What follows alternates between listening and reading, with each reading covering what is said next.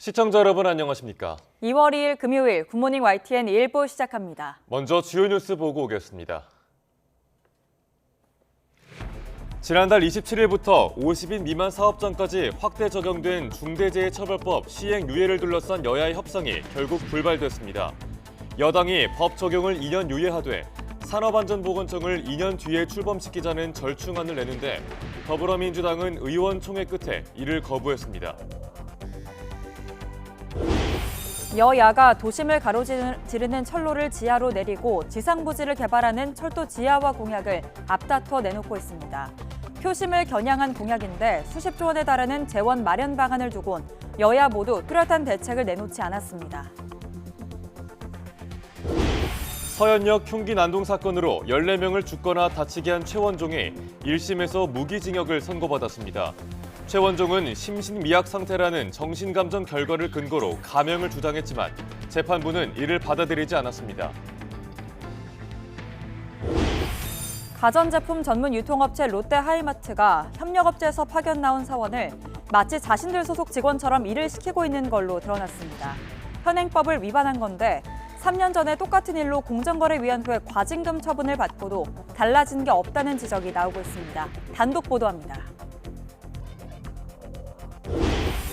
2주 동안 이어졌던 프랑스 농민단체들의 도로 봉쇄 시위가 일단 마무리됐습니다. 프랑스 정부가 추가 재정 지원과 규제 완화 대책을 내놓은 건데 농민단체들은 투쟁이 끝난 건 아니고 방식을 바꾸는 것이라고 강조했습니다. 오늘도 온화한 날씨가 이어지는 가운데 동해안 지역에는 아침까지 많은 눈이 내리겠습니다.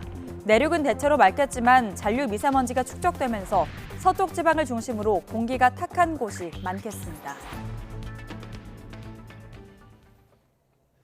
첫 소식입니다. 지난달 27일부터 50인 미만 사업장까지 확대 적용된 중대재해처벌법 시행 유예를 둘러싼 여야의 협상이 또 불발됐습니다. 여당은 법 적용을 2년 유예하되 2년 뒤에 산업안전보건청을 출범시키자는 절충안을 냈는데요. 하지만 민주당은 노동자의 생명이 우선이라며 거부했습니다. 손효정 기자가 보도합니다. 1월 국회 마지막 본회의를 앞두고 국민의힘은 유예안 처리에 열쇠를 쥔 과반 의석 민주당에 최종 협상안을 제시했습니다. 그동안 민주당이 조건으로 내건 산업안전보건청을 기능을 줄여 2년 뒤 개청하고 법 적용도 2년 미루는 내용이 핵심이었습니다. 여당의 제안을 수용할지를 놓고 민주당은 의원총회에서 1시간 반 넘게 격론을 벌였지만 결론은 거부였습니다.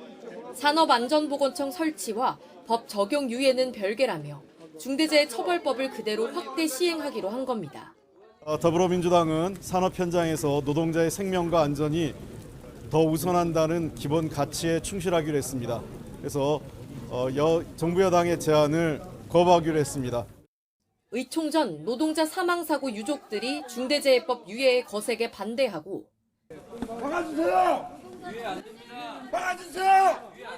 민주당이 살려면 막아야 합니다! 민주당이 중립입니다! 노조와 시민사회 단체들도 법 시행을 강하게 요구하는 상황에서 총선에 미칠 영향도 고려한 것으로 보입니다. 국민의힘은 즉각 규탄 대회를 열고 강하게 반발했습니다. 노동계의 눈치를 보느라 정작 중소자영업자의 목소리에는 귀 기울이지 않았다며 민주당을 맹비난했습니다.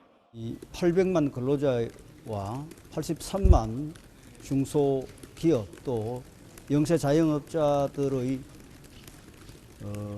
눈물을 외면한 민주당의 비정함과 몰인정함에 대해서 대통령실도 대단히 유감스럽다는 입장을 내놨습니다.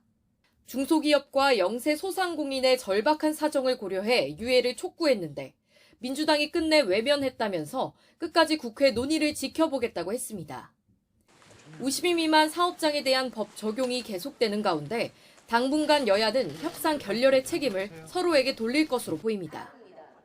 2월 임시국회에서 극적 타결 가능성이 없진 않지만 양측의 이견이 워낙 커서 전망이 밝진 않습니다.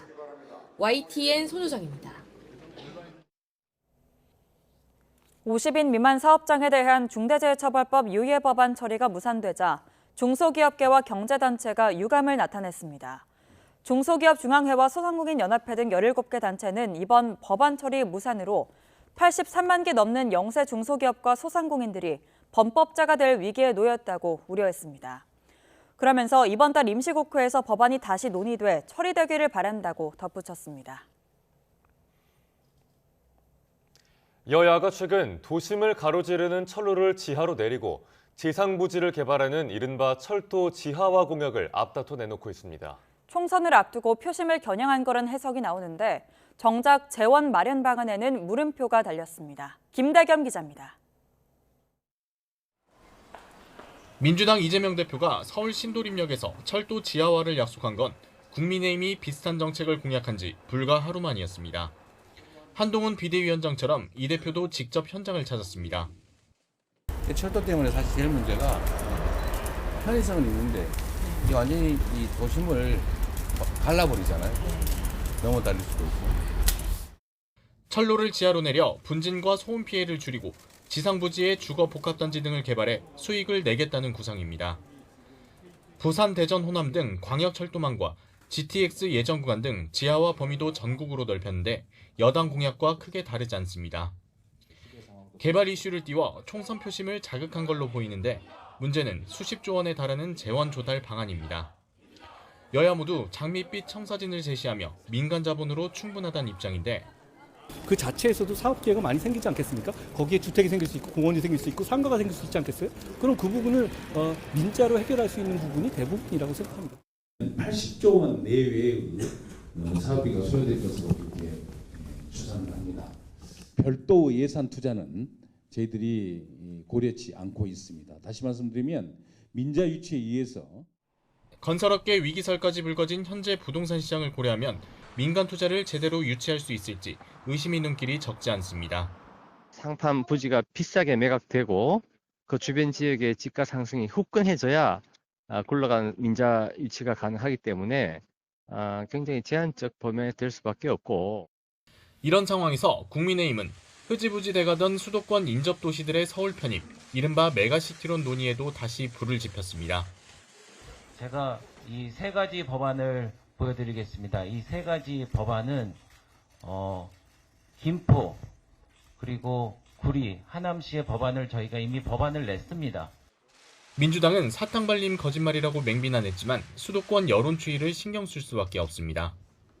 여야 모두 정치적 명운이 걸린 4월 총선에서 승리하기 위해 각종 개발 공약을 경쟁적으로 쏟아내고 있습니다. 듣기엔 좋은 정책일지 모르지만 재원 마련 등 구체적인 실현 방안이 없다면 포퓰리즘이란 비판을 피하기는 어려워 보입니다. YTN 김대겸입니다.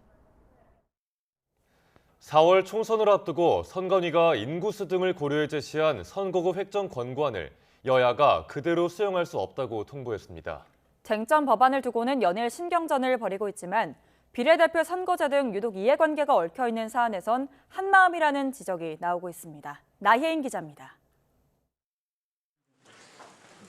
두 달여 앞으로 다가온 총선 선거구가 아직 안개 속인 가운데 거대 양당은 일단 서로 이견이 없는 일부 지역구를 잠정 합의했습니다. 정치 1번지 서울 종로가 대표적입니다.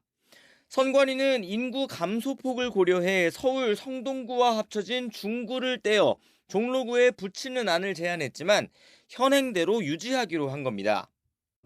짬짬이라기보다는 예전에도 그래왔고 과도한 범위라고는 생각하지 않습니다. 선거구를 논의하는 여야 정치개혁특위 위원들은 예비후보 등록이 진행 중인 상황에서 유권자 혼란을 줄이려는 차원이라고 설명했습니다. 하지만 결국 의원들의 이해관계를 고려했다는 분석이 많습니다. 서울 종로의 현역 의원은 여당 소속이고 중구는 민주당 의원 지역구다 보니 서로 현상 변경을 원하지 않았을 거란 겁니다. 거대 양당이 양분하고 있는 강원도 춘천 선거구 역시 마찬가지인데 유불리가 첨예한 경기와 호남, 부산 일부 지역은 여전히 평행선입니다. 후보 등록일이 딱 50일 남은 오늘까지도 선거구 획정은 물론이고 선거 제도조차 결정되지 않았습니다. 논의는 더 불공정해지고만 있습니다. 특히 비례대표 선거제 협상은 아직 시작도 못했습니다. 열쇠를 쥔 민주당은 현행 준연동형 선출 방식을 유지할지 과거 병립형으로 돌아갈지 당원들의 뜻을 묻기 위한 실무 절차에 착수했습니다. 지도부 차원에서 결론을 못 내자 당원 투표로 중지를 모으자는 주장에 따른 건데 책임을 회피하는 거란 비판도 만만치 않습니다. 그래서 지도부가 입장이 있다고 하면은 의원총회를 거쳐 갖고서 의견을 모아 갖고 그리고 국민들과 당원들을 설득하는 게 그게 올바른 태도가 아닌가 하는 생각. 병립형 회귀를 주장하는 여당은 뜻대로 안 되면 위성정당을 창당하겠다며 민주당을 압박하고 있는데 이 역시 제3지대를 중심으로 곱지 않은 시선이 적지 않습니다. 병립형이라는 것은 그 거대 양당의 기득권을 위한 선거제라는 것을 대부분 동의하고 있습니다. 한 자리도 양보할 수 없다라는 욕심 내려놔야 될 것 같은데. 총선이 60여일 앞으로 다가왔지만 아직 투표할 지역구가 어딘지 비례대표 의원은 어떻게 뽑는지 모르는 유권자가 많습니다. 정쟁을 거듭해온 거대 양당과 현역 의원들이 유독 게임의 규칙을 정할 땐 뜻이 맞는 모습입니다. YTN 나인입니다. 강제동원 피해자들에게는 일본 전범기업을 상대로 소송할 권리가 없다며 소를 각하했던 1심 판결이 3년 만에 파기환송됐습니다. 피해자들이 소송을 제기한 지 벌써 9년이 흘렀는데 재판은 아직 제자리 걸음만 하고 있습니다. 김철희 기자가 보도합니다. 지난 2021년 강제동원 피해자 80여 명이 일본 기업 16곳을 상대로 낸 최대 규모 손해배상 소송의 1심 선고 공판이 열렸습니다. 2015년 소송 제기 후 6년 만에 결론이었지만 주문 낭독에 걸린 시간은 단 1분에 불과했습니다.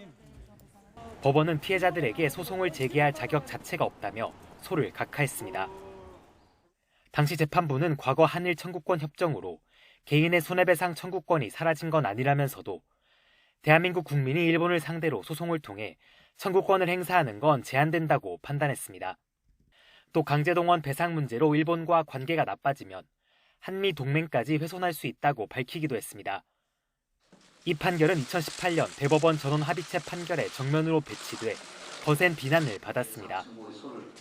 앞서 대법원은 이춘식 할아버지 등이 일본 제철을 상대로 낸 소송에서 강제동원이 식민 지배와 직결된 불법 행위인 만큼 위자료를 요구할 수 있다고 판단한 바 있습니다. 이러한 강제동원 위자료 청구권은 청구권 협정의 적용 대상에 포함된다고 볼 수 없습니다. 항소심 재판부는 3년 만에 1심을 파기하고 사건을 서울중앙지법으로 돌려보냈습니다. 자세한 사유 없이 1심에 문제가 있어 환송하는 거라고 짤막하게 설명했는데 대법원 판례를 따르지 않은 채 사건 실체 판단도 하지 않고 각하 판결을 내린 건 잘못이라고 본 겁니다. 강제동원 피해자 측은 일본 기업이 더 적극적으로 배상에 나서야 한다고 촉구했습니다. 피해자 입장에서는 굉장히 억울한 상황이고 그래서 이런 문제를 해결하려면 역시 증거를 가지고 있는 일본 기업들이 좀 나서줘야 된다. 법원은 또 다른 강제동원 피해자들의 손해배상 항소심에선 피해 입증 자료가 존재하는 한 명에게만 1,000만 원을 배상하도록 한 원심 판단을 유지했습니다. YTN 김철입니다.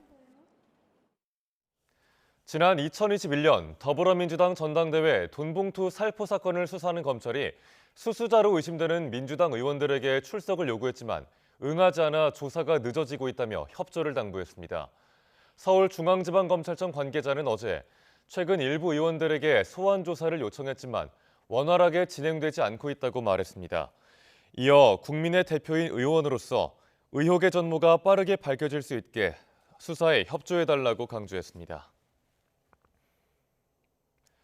윤석열 대통령의 부인 김건희 여사가 과거 줄리라는 예명으로 유흥주점에서 일했다는 의혹을 반복적으로 제기한 안혜욱 전 대한초등학교 태권도협회장의 구속영장이 기각됐습니다.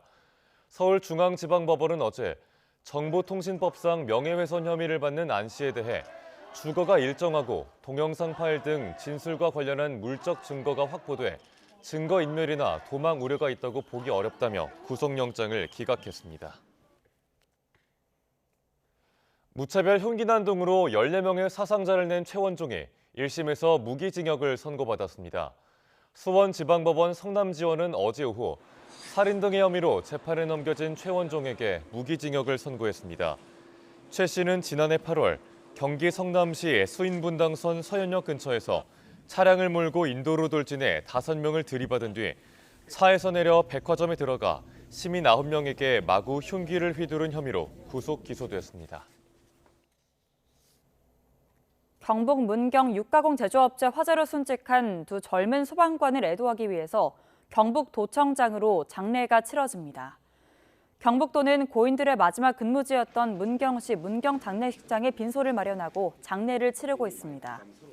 또 고인들의 고향인 경북 구미, 상주 소방서를 비롯해 문경 소방서와 경북도청 동락관 등 4곳에는 오늘부터 5일까지 분향소가 운영됩니다. 발인은 내일인 3일 오전 7시로 예정됐습니다. 소방관 2명이 순직한 문경 육가공 공장 화재 현장 합동 감식이 오늘 오전 10시 반부터 진행됩니다. 합동 감식에는 소방당국과 경찰, 국립과학수사연구원과 전기안전공사 등 10개 기관이 발화 지점과 화재의 원인, 또 사고 경위 등을 조사할 계획입니다. 앞서 어제 오후에는 민간 건축구조기술사와 소방대원들이 불이 난 공장의 현장 감식이 가능한지 구조물 안전 점검 등을 벌였습니다. 여야 지도부는 일제히 빈소를 찾아 유가족을 위로하고 소방관들의 안전 대책과 처우 개선을 약속했습니다. 국민의힘 한동훈 비대위원장과 더불어민주당 이재명 대표의 발언 차례로 들어보겠습니다. 두 영웅의 삶이 헛되지 않도록 저희가 좋은 정책을 마련하겠다는 약속을 유가족들께 많이 드렸고요. 심기일전에서 우리 제복 공무원들이 자긍심을 가지고 더 안전하게 근무할 수 있는 환경을 만들도록 하겠습니다. 국민들이 안전한 나라뿐만이 아니라 우리 소방관들도 안전한 나라를 정말 만들어야 되겠다는 생각이 듭니다. 소방관들의 근무 환경이나 또 안전장구나 이런 부분들에 대한 충분한 배려가 더 있어야 되겠다 그런 생각이 듭니다. 설 대목을 앞두고 충남 서천의 한 전통시장에서 큰 불이 나 점포 200여 곳이 타버렸는데요. 빠른 일상 복귀를 위해 4월에는 임시시장을 열기로 하는 등 지원책이 이어지면서 피해 상인들이 힘을 내고 있다고 합니다. 이상군 기자가 전해드립니다. 대형 화재로 점포 200여 곳이 잿더미로 변한 충남 서천 수산물 특화시장. 건물 주변으로 붕괴 우려가 있어 출입을 통제한다는 현수막이 내걸렸습니다. 화재 원인을 밝히기 위한 조사가 마무리되지 않으면서 불이 난 건물에 대한 철거 작업은 아직 시작하지 못했습니다. 그래도 피해 상인들을 돕는 지원책들은 속속 마련되고 있습니다. 충청남도와 서천군은 설 명절 전까지 피해 점포당 1,200만 원을 지원하고 재고 손실과 영업 피해를 성금을 통해 차등 보상하기로 했습니다. 임시시장은 인근 주차장 부지에 2달 뒤 문을 열 예정입니다. 또 400억 원을 투입해 시장 건물을 1년 6개월 안에 다시 짓고 그 전까지 임시시장 임대료는 받지 않기로 했습니다. 그 임시시장에 1년 좀 넘게 거기서 장사를 해야 되는 그런 상황인데 임대료를 면제를 시켜주겠다. 이것도 한 1년 6개월 정도면은 한 4억 가까이. 일상 회복을 위한 전폭적인 지원에 피해 상인들은 한시름 덜었다는 분위기입니다. 명품 시장을 만들어 주신다고 하니까 거기서 힘이 나고 임시 시장이라도 하루빨리 그 건축을 지어서 상인들을 좀 장사를 하게끔 해주신다고 하니까 거기서 조금 힘이 나요. 하지만 설 명절 대목을 놓치고 당분간 장사를 할 수 없다는 생각을 하면 답답함이 쉬 가시지 않는다고 말했습니다. 장사는 하루속에 하고 싶은 마음이에요.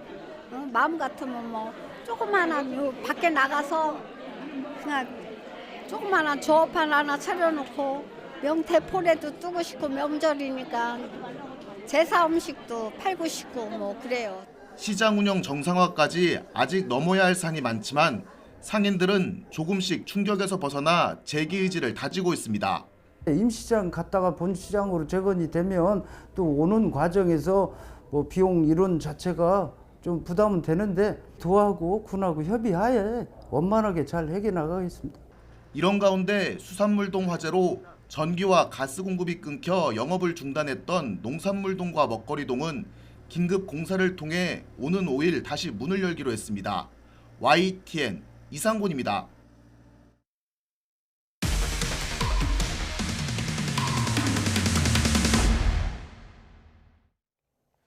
가전제품 전문 유통업체 롯데하이마트가 협력업체에서 파견 나온 사원을 마치 자신들 소속 직원처럼 일을 시키고 있는 것으로 저희 YTN 취재 결과 드러났습니다.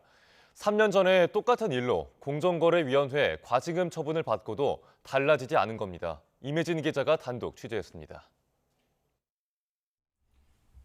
수도권에 있는 롯데하이마트 지점장이 협력업체에서 파견 나온 직원에게 보낸 SNS 메시지입니다. 하이마트 기획상품인 하이메이드, 이른바 하메 판매를 당부합니다. 하이마트 소속이 아닌 직원에게 냉장고와 세탁기 등 하이마트 기획상품 판매에 집중하라고 요구한 겁니다. 조회 시간 때 실적을 이제 오픈을 하면서 너는 왜 실적 이거밖에 안 나오냐 이런 식으로 좀 질타를 받는 경우가 많이 있었죠. 하이마트 PB 상품은 말 그대로 하이마트 상품이기 때문에 판매를 해도 저희한테는 수당이 아예 일절 들어오는 구조는 아니에요. 오로지 하이마트 영업 이익을 위한 상품이고요.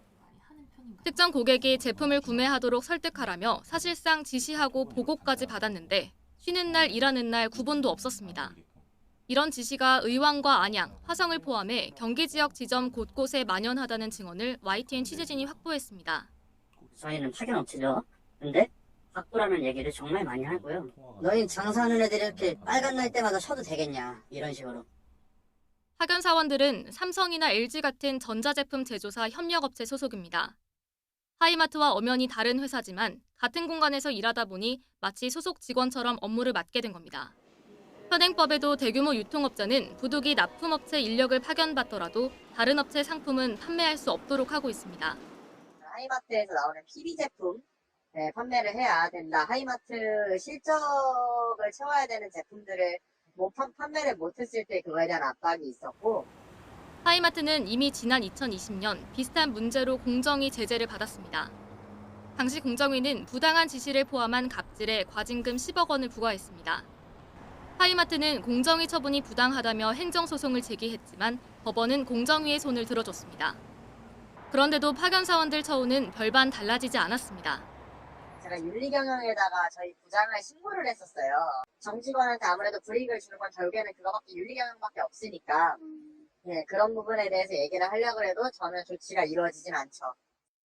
롯데 하이마트 측은 협력업체 업무 협조 지침을 세우고 불시 점검으로 감독하고 있지만 지점에서 벌어지는 일을 전부 통제하기 어렵다고 유감을 나타냈습니다.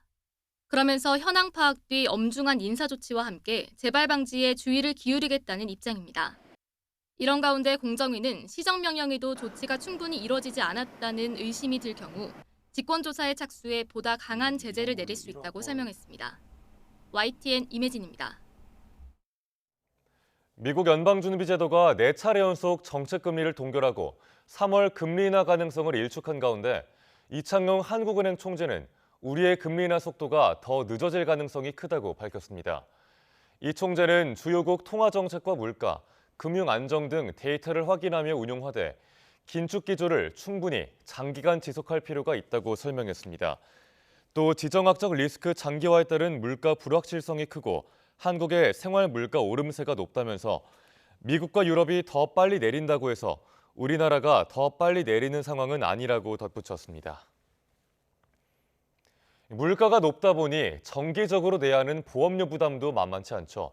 한 푼이라도 아끼려면 보험 상품별 유불리를 따져 가입 시기를 골라야 합니다. 이형원 기자가 전해드립니다. 월급 빼고 다 오른다는 말이 나올 만큼 체감 물가는 매섭습니다. 고물가로 팍팍해진 생계에 정기적으로 내야 하는 보험료도 부담될 정도입니다. 생활비도 많이 나가야 되는데 보험료에도 이제 좀 많이 투자를 하니까 부담되는 면이 많은 것 같긴 해요.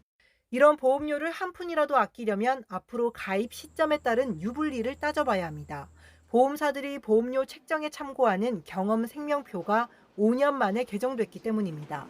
개정된 내용을 보면 남자 평균 수명은 86.3세로 5년 전보다 2.8세 늘었습니다. 여성은 2.2세 늘어나 처음 90세를 넘겼습니다.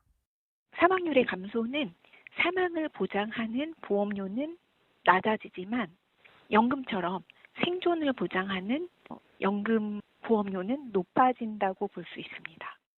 늘어난 평균 수명을 고려하면 종신보험은 보험료가 줄어들고 연금보험과 건강보험은 인상될 여지가 크다는 겁니다. 실제로 5년 전에도 수명이 길어지면서 종신보험은 4% 가까이 인하됐습니다. 이렇게 보험료를 달리 책정한 새 보험 상품은 오는 4월부터 출시됩니다. 이에 종신보험은 4월 이후에, 연금보험과 건강보험은 4월 이전에 가입하는 게 유리할 수 있습니다. 다만 기존 보험 가입자들은 새로운 보험으로 갈아탈 때 환급금을 적게 받는 듯 손해를 볼 수 있는 만큼 무턱대고 해지하지 않는 게 좋습니다. YTN 이영훈입니다. 부동산 PF 부실 위기감이 고조되는 가운데 금융감독원이 부동산 신탁사의 리스크 관리 강화를 주문했습니다. 금융감독원은 어제 14개 부동산 신탁사 CEO 간담회를 열고 금융시장 안정성을 위한 건전성 관리를 강화하고 부실사업장 정상화 등에 협조해달라고 당부했습니다. 이어 건전성과 유동성 관리 차원에서 낮은 분양률로 신탁사의 손실이 커질 걸로 우려되는 사업장이나 시공사의 책임 준공 기일이 지난 사업장에 대한 철저한 리스크 관리를 강조했습니다. 타이완이 총통 선거 이후 처음으로 중국의 침공을 방어하는 군사훈련을 진행했습니다. 중국은 맞불 무력 시위를 벌이는 동시에 민간 항로를 일방적으로 바꾸면서 중간선 무력화를 시도했습니다. 베이징에서 강정규 특파원이 보도합니다. 붉은 깃발을 든 모의 적군이 군사시설을 점령하자 타이완 지상군의 탈환 작전이 시작됩니다. 바다에선 미사일 호위함이 출동하고 하늘엔 E2 조기 경보기와 P3 대잠 초계기가 뜹니다. 타이완 총통 선거 이후 처음으로 육해공 전력을 총동원한 침공 방어 훈련이 펼쳐졌습니다. 破坏台海区域稳定的一个现状，所以我们认为北京应该立即停止这种破坏性的举动。 퇴임을 앞둔 차이잉원 총통도 최전방인 펑후제도 군부대를 시찰했습니다. 今年度的国防预算达到历史新高的6007亿。 타이완을 담당하는 중국 동부전군은 대한미사일 실탄 훈련을 공개하며 맞불 무력 시위를 벌였습니다.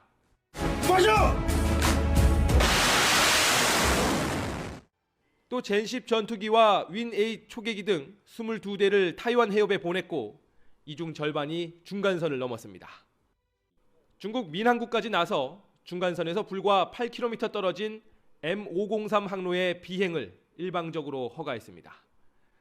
앞서 2015년 항로 개설 직후 타이완의 강력한 반발에 따라 절충 항로로 물러섰던 노선입니다. 타이완 방어에 소극적인 트럼프 전 미국 대통령의 재선 가능성을 두고는 이런 말도 나왔습니다. 美国奉行的永远是美国优先，台湾随时可能从棋子变弃子。 한편 여소야대인 타이완 의회에선 친중 성향인 국민당이 입법원장 자리를 차지하게 됐습니다. 베이징에서 YTN 강정규입니다. 영국 중앙은행이 기준금리를 4번 연속 동결했습니다. 영국 잉글랜드 은행 BOE는 통화정책위원회를 열고 기준금리를 연 5.25%로 유지했다고 밝혔습니다. BOE는 지난 2021년부터 14번 연속 금리를 올렸는데 지난해 9월에는 인상을 멈춘 뒤 지금까지 4차례 금리를 동결해왔습니다. 앤드류 베일리 BOE 총재는 금리를 낮추려면 물가가 상승 목표인 2%까지 내려와 안정될 거라는 증거가 더 필요하다고 밝혔습니다. 프랑스 정부가 2주째 시위 중인 농민들의 불만을 잠재우기 위해서 추가 재정 지원과 규제 완화 대책을 발표하면서 농민단체들이 지난 18일에 시작했던 도로 봉쇄를 풀기로 했습니다. 가브리엘 아탈 프랑스 총리는 현지 시각 1일 기자회견을 열어 유럽연합 기준보다 과도하게 적용 중인 환경 규제책을 보류한다고 말했습니다. 또 아탈 총리는 2025년까지 살충제 사용을 절반으로 줄이려는 에코피토 계획을 보류하고 새로운 기준을 만들겠다고 밝혔습니다.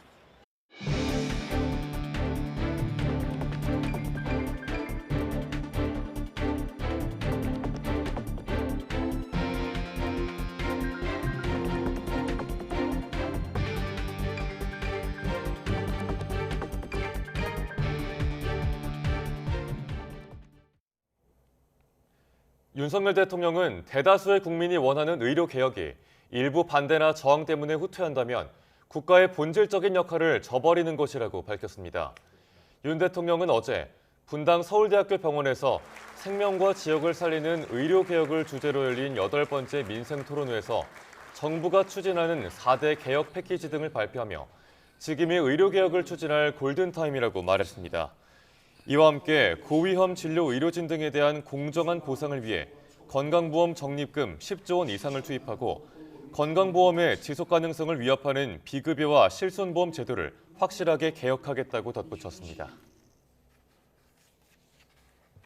정부가 앞으로 5년 동안의 의료정책 방향을 제시하는 제2차 건강보험 종합계획을 오는 4일에 발표합니다.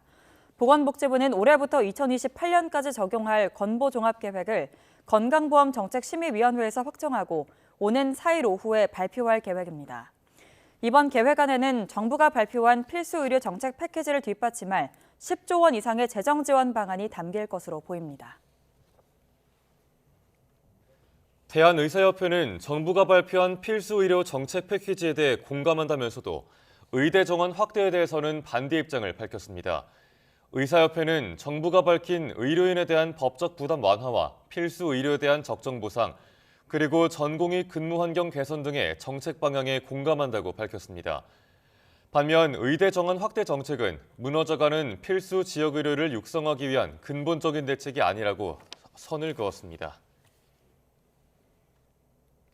윤석열 대통령이 검사 시절 의료사고 수사 경험을 언급하며 의료인의 사법 리스크를 확실히 줄이겠다고 밝혔습니다. 고소, 고발이 들어왔다고 곧바로 수사하면 그만큼 공백이 생겨서 환자에게 고스란히 그 피해가 돌아간다는 취지입니다. 강희경 기자입니다. 지난 2017년 12월 서울 이대목동병원에서 신생아 4명이 잇따라 숨졌습니다. 무더기로 재판에 넘겨진 의료진 7명은 재작년 사건 발생 5년 만에 모두 무죄를 확정받았습니다. 의료개혁을 주제로 열린 민생토론회에서 윤석열 대통령은 이 사건을 소아과 기피 현상의 원인으로 지목했습니다. 의료인이 송사에 휘말리면 그만큼 피해가 막심하다는 겁니다.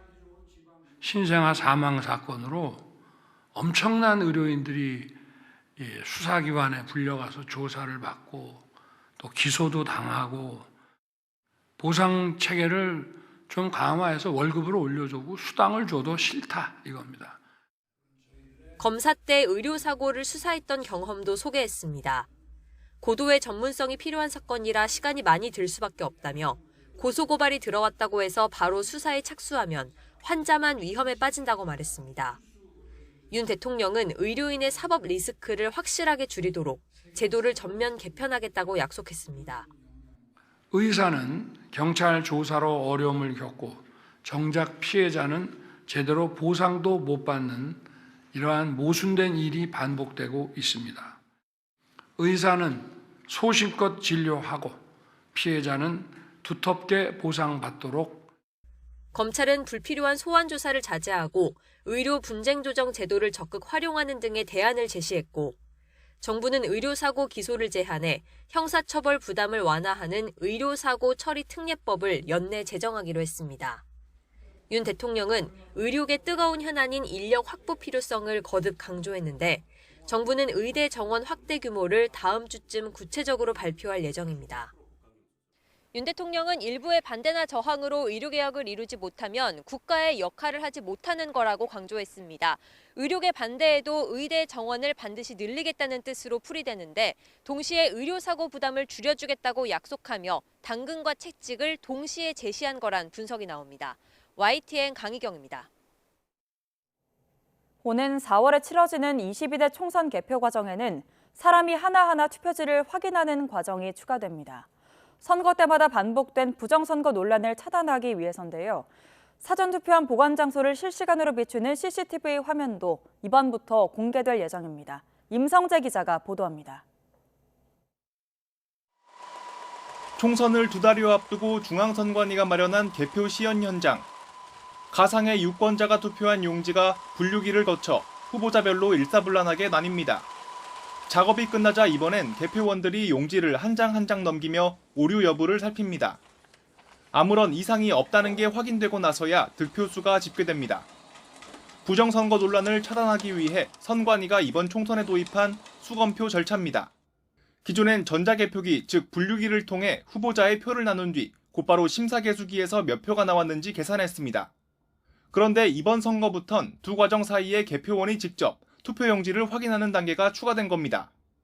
투명성을 높이기 위한 절차지만 당락의 윤곽은 예전보다 다소 늦게 나올 것으로 보입니다. 선관위는 투표장별로 2-3시간 정도 시간이 더 걸릴 것으로 예상했습니다.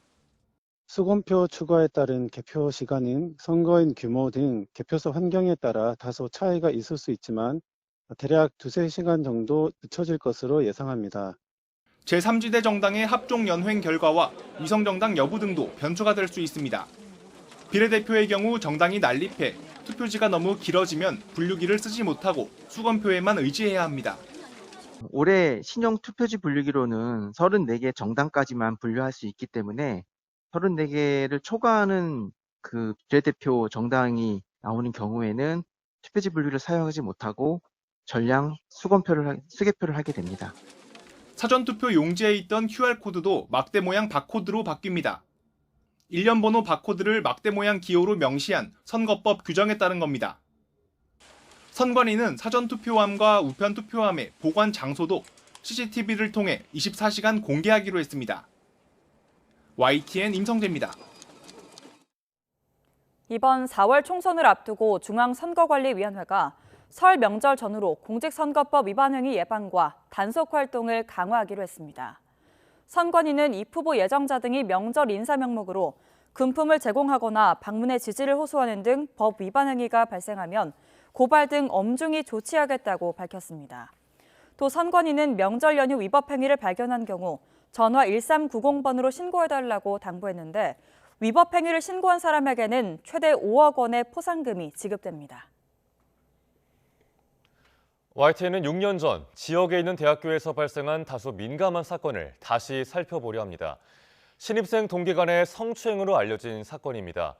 대학교 측은 성폭력이라고 결론 내렸지만 경찰 수사는 없었고 전문기관의 CCTV 화면 분석 결과도 좀 달랐습니다.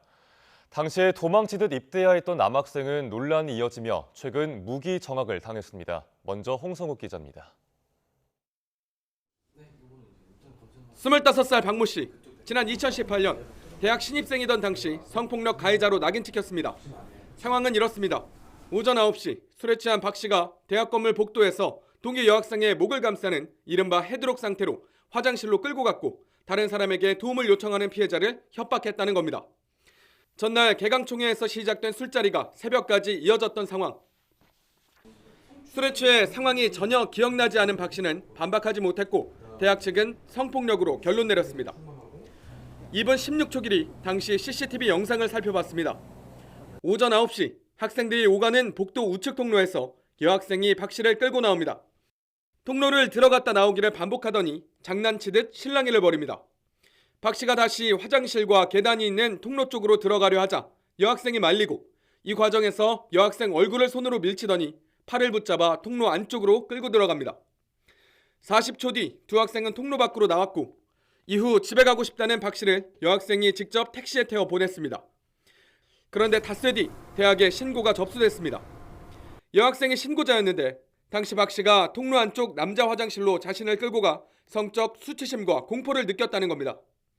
뒤늦게 CCTV를 확인한 박 씨는 남자 화장실로 들어가지 않았고 얼굴을 밀친 행위가 폭행일 수는 있어도 성추행은 아니라고 주장합니다.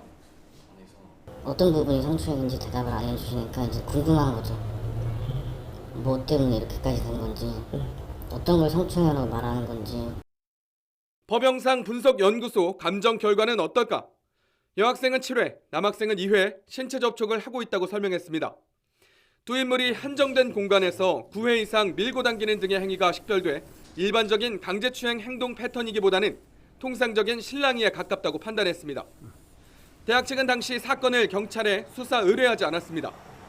학생 보호 차원이라는 건데 그러면서도 가해자와 피해자를 명확히 구분해 박 씨 성폭력으로 결론 내렸습니다.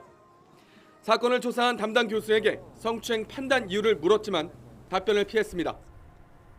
정리가 된 걸로 알고 있고 그래서 제가 혼자 제가 개인적으로 이렇게 드릴 말씀은 없어요. 학교 측의 제안으로 휴학계를 제출한 박 씨. 성폭력범으로 낙인 찍힌 뒤 도망치듯 입대를 해야 했습니다. 신고 들어온 거 얘기만 듣고 이렇게 했다는 게 이해가 안 가는 거죠. 지금 학교에서 강간범이 돼 있고 가해자가 돼 있고 그런 게 억울하죠. YTN 홍서욱입니다. 이렇게 성폭력 가해자 꼬리표를 단 뒤에 도망치듯 입대했던 남학생은 전역 후에 복학했습니다. 그런데 이번엔 2차 가해 논란이 발생하며 학교로부터 무기정학 처분을 받았습니다. 과거 사건 발생 당시 교수가 내민 확약서가 문제였습니다. 이어서 지환 기자가 보도합니다. 2018년 사건 발생 직후 박 씨는 서둘러 입대했습니다. 당시 조사 담당자였던 교수가 군대에 다녀오는 것으로 사건을 해결하자고 제안했기 때문 이를 받아들여 휴학계를 냈는데 또 다른 서류가 하나 더 있었습니다. 3년간 복학하지 않는다는 확약서였습니다. 어차피 군대는 저도 가야 되는 건 맞는 거니까 간단한 걸 하자 해가지고 그래서 고민하다 저도 이제 지쳐가지고 휴학계를 낸 거였거든요. 사건 당시 심리적으로 지쳐있던 박 씨는 확약서에 직접 사인했습니다. 하지만 사전 협의 없이 확약서가 작성됐고 문제가 된 성추행 역시 받아들일 수 없다는 판단에 전역 후인 2020년 2학기 휴학 2년 만에 학교에 돌아왔습니다. 대학도 복학을 받아줬고 이후 문제없이 학교를 잘 다녔습니다. 논란이 다시 불거진 건 복학 1년 후 박 씨가 단과대 학생회장에 출마하면서부터 성추행범 꼬리표가 다시 따라붙었습니다. 뒤늦게 학교 측은 확약서에 적힌 3년 휴학 조건을 박 씨가 이행하지 않았고 학생회장 선거 공청회에서 성폭력 행위를 부인한 건 2차 가해라며 무기정학 징계를 내렸습니다. 박 씨는 징계 취소 소송을 벌였지만 성추행 여부가 아닌 확약서 이행 여부만을 따진 재판은 학교 측 승소로 결론났습니다. 당시 모습이 담긴 CCTV 화면을 증거로 제출했지만 소용없었습니다. 대학 측은 징계가 적법하다는 판단을 법원을 통해 받았다며 해당 사건의 더는 답변이 어렵다고 최종적으로 밝혔습니다. 무기정학으로 쫓겨난 박 씨는 언제 학교로 돌아갈 수 있을지 기약할 수 없는 처지. 경찰 조사 한 번 없이 찍혀버린 성추행 범죄자 낙인에 박 씨 가족은 이렇게 호소합니다. 성폭력범에 그냥 이렇게 떼쓰는 건지 정말 억울함이 있는지 CCTV 영상 꼭 좀 한번 봐주세요. YTN 지환입니다. 웹툰 작가 주호민 씨 아들을 학대한 혐의를 받는 특수교사가 1심에서 유죄 판결을 받은 가운데 주 씨가 재판 과정에서 겪었던 심경을 밝혔습니다. 주 씨는 어제 인터넷 생방송을 통해 유죄 선고로 아들이 학대당한 사실을 재확인했을 뿐이라며 여전히 마음이 무겁다고 토로했습니다. 특히 경기도 교육청이 일방적으로 가해자의 편만 옹호하고 자녀의 장애 특성을 고스란히 노출하는 채팅 내용 등을 외부에 공개했다고 비판했습니다. 드라마 제작사 고가 인수 의혹을 받는 김성수 카카오 엔터테인먼트 대표와 이준호 투자전략부문장의 구속영장이 기각됐습니다. 서울 남부지방법원은 현 단계에서 구속의 상당성과 필요성을 인정하기 어렵다며 김 대표와 이 부문장의 구속영장을 기각했습니다. 법원은 범죄의 성립 여부와 손해액 등 다툴 여지가 있어 이들이 불구속 상태에서 방어권을 보장받을 필요가 있다고 기각 사유를 설명했습니다. 어제 오후 6시 반쯤 충남 태안군 태안읍의 단독주택에서 불이 났습니다. 집이 비어있어 다친 사람은 없었지만 잔불 정리를 위해 지붕을 해체하는 등 진압이 지연되며 불은 3시간 50분 만에 모두 꺼졌습니다. 경찰과 소방은 집에 살던 주민이 최근 숨지며 아궁이에서 유품을 태웠다는 가족들의 진술을 바탕으로 화재 경위를 조사하고 있습니다. 2월 2일 금요일 미리 보는 오늘입니다. 소방관 2명이 순직한 경북 문경 육가공 공장 화재 현장에 대한 합동 감식이 오늘 오전 10시 반부터 진행됩니다. 이번 합동 감식에는 소방과 경찰, 국과수, 전기안전공사 등 10개 기관이 발화 지점과 화재 원인, 또 사고 경위 등을 조사할 계획인데요. 앞서 어제 오후에는 민간 건축구조기술사와 소방대원들이 불이 난 공장의 현장 감식이 가능한지 구조물에 대한 안전 점검 등을 벌였습니다. 국민의힘 한동훈 비대위원장은 오늘 경기도 구리시를 찾아 현장 행보를 이어갑니다. 한 위원장은 오늘 오후 구리의 한 전통시장을 방문해서 일주일 앞으로 다가온 설 밥상 물가를 점검할 예정입니다. 특히 구리시는 국민의힘이 서울 편입을 추진해온 지역인 만큼 관련해서 메시지를 내놓을지도 관심이 쏠리고 있습니다. 더불어민주당은 4월 총선에 적용할 선거제 개편안을 모든 당원의 투표로 결정할지 등을 오늘 논의합니다. 이재명 대표를 비롯한 당 지도부는 오늘 열리는 최고위원회 회의에서 선거제 개편을 모든 당원의 투표로 결정할지 여부와 준연동형 또는 병립형 등 비례대표 선거제에 대한 의견을 수렴할 계획입니다. 지금까지 미리 보는 오늘이었습니다.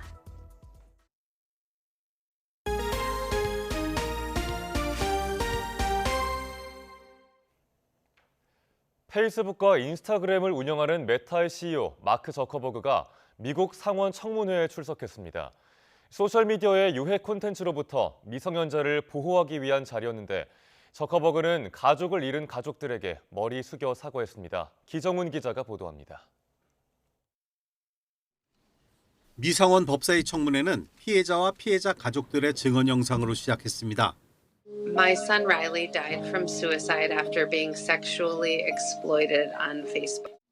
소셜 미디어로 인해 자녀들이 성범죄나 마약, 자살 등 피해를 봤다는 부모들이 자녀들 사진을 들고 방청석에 앉았고 페이스북과 인스타그램을 운영하는 메타를 비롯해 X, 틱톡, 스냅챗, 디스코드 등 거대 소셜 미디어 운영사 CEO들이 증인석에 앉았습니다. 의원들은 소셜 미디어가 사람을 죽이고 있다고 질타했습니다. When we had cigarettes killing people, we did some about it, maybe not enough. You're going to talk about guns, we have the ATF. Nothing here. There's not a damn thing anybody can do about it. You can't be sued.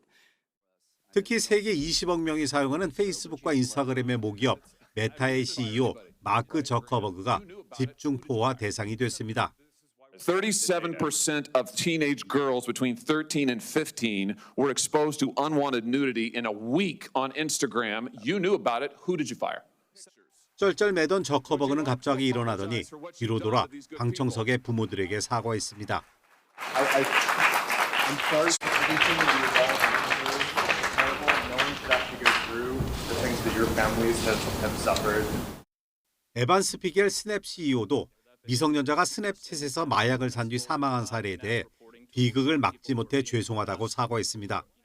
슈시오스 틱톡 CEO는 어린이의 안전과 보호를 위해 올해 세계적으로 20억 달러를 투자하겠다고 했고 린다 야카리노 X CEO는 피해자가 소셜미디어 기업을 고소할 수 있도록 하는 아동 성학대 방지 법안을 지지한다고 말했습니다. 미국에서 온라인의 아동 성학대 신고는 지난해 3,600만 건으로 사상 최고치를 기록했고 페이스북에서만 2천만 건이 넘었습니다. YTN 기정훈입니다. 세뮤얼 퍼퍼로 미군 인도태평양 사령관 지명자는 북러 군사협력에 대해 깊이 우려한다며 인도태평양과 세계 평화와 안정의 원칙에 반하는 것이라고 지적했습니다. 퍼퍼로 지명자는 상원 군사위원회 인준 청문회에서 북러 협력 관계를 공생으로 규정하며 이같이 말했습니다. 그러면서 한국은 인도태평양 평화와 안정의 핵심이라며 우리는 한반도 비핵화를 추구한다고 강조했습니다.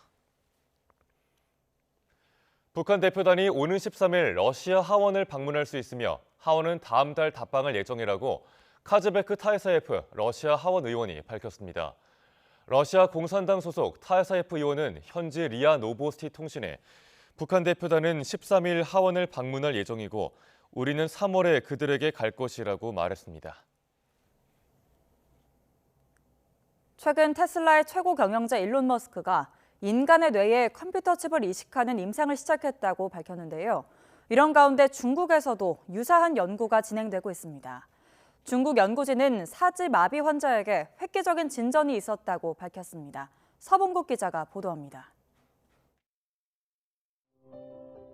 사지가 마비된 환자가 전자기기가 부착된 의수를 통해 물병을 직접 옮깁니다. 의료진이 병의 위치를 옮기자 다시 한번 스스로 병을 잡고 움직입니다. 중국의 이공계 명문 칭화대 연구진이 발표한 이른바 무선뇌 컴퓨터 인터페이스 임플란트 임상 장면입니다. 중화권 언론들은 연구진이 신경 전자기회로 명명한 칩을 14년 전 교통사고로 사지가 마비된 환자에게 이식한 결과 획기적인 진전을 이뤘다고 발표했습니다. 칭화대 연구 발표는 지난달 30일 머스크의 뉴럴링크 관련 발표 뒤 약 8시간 뒤라고 전했습니다. 经过3个月的居家脑机接口康复训练，患者可以通过脑电活动驱动气动手套，实现自主喝水等脑控功能。 연구진은 또 신경전자기회가 뉴럴링크가 개발한 칩보다 세균 침투와 환자 발작이 적은 기술이라며 뉴런의 손상 위험 없이 해당 성과를 이뤄냈다고 덧붙였습니다. 뉴럴링크의 칩이 뇌 조직에 직접 이식하는 것과 달리 동전 2개만한 크기의 칩이 두개골에 장착되도록 설계됐다고 설명했습니다. 생각하는 것만으로도 몸이 움직이는 영화 매트리스 장면이 현실화된다는 흥분과 함께 잇따른 칩 이식 연구가 자칫 인간의 뇌를 손상시킬 수 있다는 안전성 논란도 더 커질 전망입니다. YTN 서봉국입니다. 밤사이 서울 등 많은 지역에서 양호한 대기질을 회복했습니다. 다만 지금도 먼지가 잔류하고 있는 충남과 전북, 광주는 초미세먼지 농도 나쁨 수준 보이고 있는데요. 오늘까지는 서쪽 지방 곳곳에서 공기가 탁할 수 있겠습니다. 한편 동해안 지역은 눈구름이 약해지며 대설특보가 대부분 해제됐습니다. 아침까지 1에서 3cm의 눈이 조금 더 내리겠고요. 서울 등 곳곳에도 눈이 날리는 곳이 있겠습니다. 제주도는 당분간 비가 오락가락 이어지겠습니다. 오늘 전국이 대체로 흐리겠습니다. 남해안과 제주도에는 바람이 강하게 불겠고 동해안을 중심으로는 너울성 파도가 높게 일겠습니다. 오늘 아침 큰 추위는 없습니다. 현재 서울 기온은 1.6도, 대전 3도를 나타내고 있고요. 한낮에도 예년 기온을 1에서 3도가량 웃돌며 온화하겠습니다. 서울 6도, 대전 8도, 부산 10도까지 크게 오르겠습니다. 주말과 휴일에도 추위 걱정은 없겠고요. 토요일 밤에는 남부지방에, 일요일과 월요일 사이에는 전국 곳곳에 비나 눈이 내릴 전망입니다. 날씨였습니다. 굿모닝 YTN 1부 마칩니다. 잠시 후 2부가 이어집니다. 함께해 주신 여러분 고맙습니다.